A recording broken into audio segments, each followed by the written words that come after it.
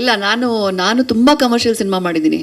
ಒಂದು 80% commercial cinema, 20% content ಅಂತ ಅಂದ್ಕೊಂಡಿದ್ದೀನಿ. ಬಟ್ ರಿಯಾಲಿಟಿ ಏನು ಅಂದರೆ, ಕಮರ್ಷಿಯಲ್ ಸಿನಿಮಾಲಿರೋದೇ ಕಂಟೆಂಟ್ ಇದ್ರೇ ಅದು ಕಮರ್ಷಿಯಲ್ ಸಿನಿಮಾ ಆಗೋದು. ಕರೆಕ್ಟು. ಮುಂಚೆ ಹೇಳ್ತಿದ್ರು art cinema and commercial cinema ಅಂತ. ಇವಾಗ ಏನಿಲ್ಲ, OTT ಬಂದಿದೆ, ಕಂಟೆಂಟ್ ಸಿನಿಮಾ, ಅದೇ art cinema, content cinema and commercial cinema ಅಂತ ಆಗೋಗಿದೆ.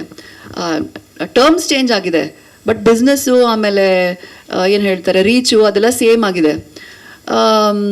ಐ ಥಿಂಕ್ ಇವಾಗ OTT ಬಂದಾದಮೇಲೆ, ಸ್ಟ್ರೀಮಿಂಗ್ ಪ್ಲ್ಯಾಟ್ಫಾರ್ಮ್ಸ್ ಬಂದಾದಮೇಲೆ, ಅಫ್ಕೋರ್ಸ್ ಆ ಒಂದು ಕೋವಿಡ್ ಪೀರಿಯಡ್ ಇತ್ತಲ್ವ, ಆವಾಗ ಎಲ್ಲರೂ content driven cinema, web series ನೋಡೋಣ ಅಂದರೆ ಒಂದು ಸ್ವಲ್ಪ ಶಿಫ್ಟ್ ಆಗೋಯ್ತು ಏನೋ ಒಂದು ಅಲ್ವಾ. ಅದಾದ ಮೇಲೆ ಕಮರ್ಷಿಯಲ್ ಸಿನಿಮಾಗಳಲ್ಲೂ ಎಕ್ಸ್ಟ್ರಾ ಕಾಂಟೆಂಟ್ ಬರೋಕ್ಕೆ ಶುರು ಆಯಿತು ಅಂತ ನನ್ನ ನಂಬಿಕೆ. ನಾನು ಅಬ್ಸರ್ವ್ ಕೂಡ ಮಾಡಿದ್ದೀನಿ. I don't know how far am right ಅಲ್ವಾ Prabhu? You want to answer? But content cinema, Prabhu ಅವರು ಲಾಸ್ಟ್ 2 ಮೂವೀಸ್ ಕಾಂಟೆಂಟ್ ಸಿನಿಮಾ ಅಂತಲೇ ಹೇಳ್ಬೋದು. You want add?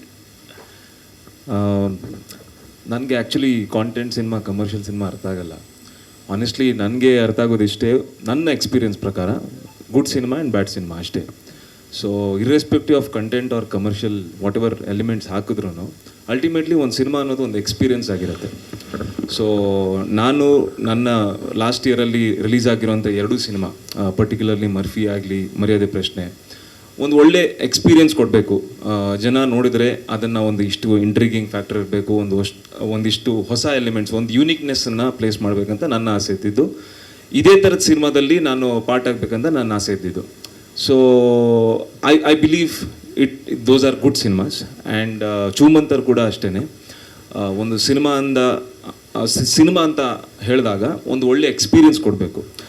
ಸರ್ ಆವಾಗಲೇ ಹೇಳ್ದಂಗೆ visually or even the audio ಒಂದು ಬ್ಯೂಟಿಫುಲ್ ಎಕ್ಸ್ಪೀರಿಯನ್ಸ್ ಕೊಡೋಂಥ ಒಂದು ಸಿನಿಮಾಗಳಿದು. ಸೊ ಹಾಗಾಗಿ I believe again commercial content ಹೇಳೋದಕ್ಕಿಂತ good or bad cinema, and this is a very good cinema.